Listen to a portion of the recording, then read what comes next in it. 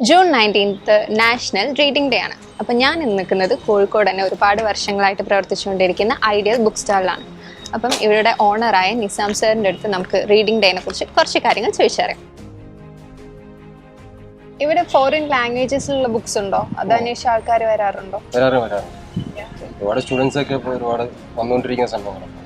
ഇപ്പൊ English, German ഇതുപോലത്തെ ഒരുപാട് ഫോറിൻ ലാംഗ്വേജസ് ഇല്ലേ? അതൊക്കെ പഠിക്കാനും ഈ വായന എത്രത്തോളം ഹെൽപ്ഫുൾ ആവുന്നുണ്ട്? ഈ കുറഞ്ഞ സമയത്തുള്ള ഒരു പരിചയം കൊണ്ട് ഇപ്പോൾ മനസ്സിലാക്കണം വെച്ചാൽ കുട്ടികൾ കൂടുതൽ ഇപ്പോൾ അതർ ലാംഗ്വേജ് പഠിക്കാൻ താല്പര്യപ്പെടും. ജർമ്മനി, ഫ്രഞ്ച്, ചില സമയത്ത് ജപ്പാനീസ്, ആ ലെവലിലുള്ള ലാംഗ്വേജ് ഒക്കെ പഠിക്കണം. അപ്പം നമ്മൾ ഇത്തരം പുസ്തകങ്ങൾ അങ്ങനെ കളക്ട് ചെയ്ത് വെക്കുന്നുണ്ട്.